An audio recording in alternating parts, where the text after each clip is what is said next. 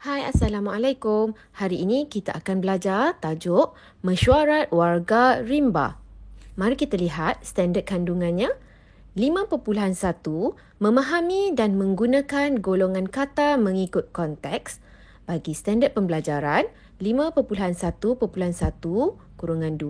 Memahami dan menggunakan kata nama mengikut konteks tidak formal. (2) Kata nama khas. Baiklah, bagi objektif pula adalah murid-murid perlu mencapai yang pertama, menyenaraikan 5 kata nama khas dengan betul, dan yang kedua, membina 5 ayat yang menggunakan kata nama khas dengan betul. Mari kita lihat tajuk kita pada hari ini. Murid-murid boleh rujuk buku teks halaman 12. Tajuk kita adalah Mesyuarat Warga Rimba. Mari kita baca petikan ini bersama-sama. Pada waktu lapang, Hadif membaca buku cerita di biliknya. Buku cerita tersebut dipinjam dari perpustakaan sekolahnya. Apakah buku cerita Hadif? Buku cerita Hadif menceritakan beberapa haiwan di hutan yang bermesyuarat. Di dalam grafik ini, kita boleh lihat perbualan di antara warga rimba, burung nuri dan juga burung undan. Mari kita baca dialog ini bersama-sama.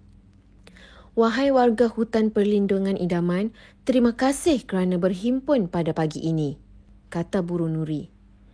Mengapakah penghulu unggas memanggil kami berhimpun di sini? Tanya burung undan. Jadi di sini kita boleh lihat penghulu unggas adalah merupakan ketua bagi hutan perlindungan idaman. Mari kita lihat dialog seterusnya. Saya memanggil semua penghuni hutan ini untuk menyambut sahabat kita yang bermigrasi dari utara Asia dan Eropah. Kita perlu membahagikan tugasan. Kata harimau pula, baiklah.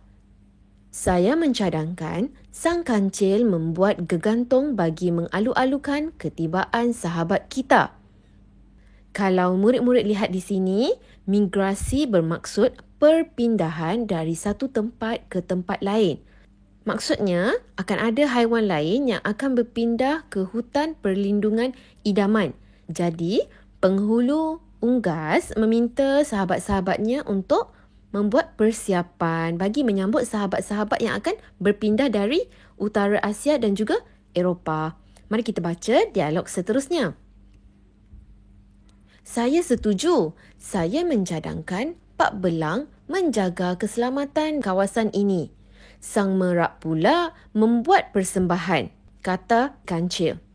Saya akan ke Kuala Gula untuk memberitahu rakan-rakan kita di sana agar membuat persiapan yang sama, kata bangau. Terima kasih semua. Saya berharap agar masyarakat kita hidup dengan harmoni, kata burung nuri. Jadi di sini, maksudnya keseluruhan cerita ini adalah mengenai warga rimba yang bermesyuarat untuk menyambut sahabat mereka yang akan berpindah dari Asia dan Eropah ke hutan perlindungan idaman. Sebelum memulakan aktiviti seterusnya, mari kita lihat apakah maksud kata nama khas. Kata nama khas merujuk kepada benda, manusia, tempat dan haiwan secara khusus. Huruf pertama kata nama khas ditulis dengan huruf besar. Mari kita lihat contoh-contoh yang telah cikgu sediakan. Yang pertama adalah manusia. Contohnya adalah Pak Cik Samad, Encik Siva, Dr. Leong, Cikgu Aisyah, Puan Siti dan juga Linda. Kalau anak-anak boleh lihat di sini, nama-nama ini ditulis dengan huruf besar pada permulaan huruf. Manakala seterusnya, tempat.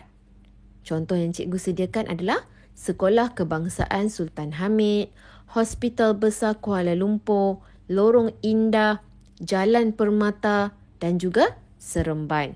Manakala contoh bagi haiwan pula adalah Pak Belang, Sang Kancil, Si Comel, Sang Helang dan Sang Buaya. Nama-nama ini adalah gelaran bagi haiwan. Seterusnya, benda. Contohnya adalah Honda, Apple, Bata, Adidas dan juga Kamus Dewan. Ini semua adalah kata nama khas bagi benda. Seterusnya, mari kita lihat aktiviti yang pertama, iaitu menyenaraikan kata nama khas. Murid-murid perlu lihat semula dialog dalam halaman 12, iaitu antara burung nuri dan juga undan.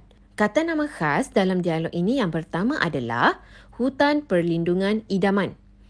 Dan yang kedua adalah penghulu unggas, iaitu burung nuri. Seterusnya, dialog antara penghulu unggas dan sang belang. Jadi kita lihat yang pertama adalah Asia dan yang kedua adalah Eropah. Seterusnya, sang kancil. Itu juga adalah kata nama khas bagi haiwan. Mari kita lihat dialog yang seterusnya. Ini adalah dialog di antara burung nuri, kancil dan juga bangau. Jadi, di sini kata nama khasnya adalah Pak Belang. Seterusnya, sang merak dan akhir sekali adalah kuala gula.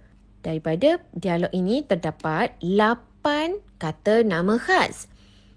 Seterusnya, murid-murid diminta membina ayat menggunakan kata nama khas. Kata nama khas yang pertama adalah hutan perlindungan idaman. Jadi, kita lihat ayat yang cikgu sediakan untuk murid-murid. Yang pertama, hutan perlindungan idaman sangat terjaga dan melindungi banyak hidupan liar. Kata nama khas yang kedua pula adalah penghulu unggas. Penghulu unggas menjadi ketua di hutan rimba. Manakala, kata nama khas yang ketiga adalah Asia. Contoh ayat adalah makanan yang unik itu menjadi produk utama di Asia. Dan seterusnya yang keempat, Eropah. Haikal gemar melancong ke Eropah kerana ingin menikmati keindahan di negara itu. Seterusnya adalah kata nama khas sang kancil. Mari kita lihat contohnya.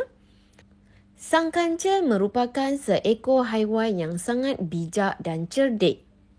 Kata nama khas yang seterusnya, Pak Belang. Pak Belang adalah harimau. Baiklah, kita lihat contoh yang cikgu sediakan. Harimau dipanggil Pak Belang kerana badannya yang berbelang-belang. Kata nama khas yang seterusnya, nombor 7, sang merak. Sang merak sering bermegah kerana mempunyai ekor yang berwarna-warni dan cantik. Bagi kata nama khas yang terakhir iaitu Kuala Gula. Penduduk di Kuala Gula terkenal dengan sikap yang baik hati dan peramah. Baiklah anak-anak, sekian saja tajuk kita pada hari ini. Selamat belajar dan jaga diri. Terima kasih. Assalamualaikum.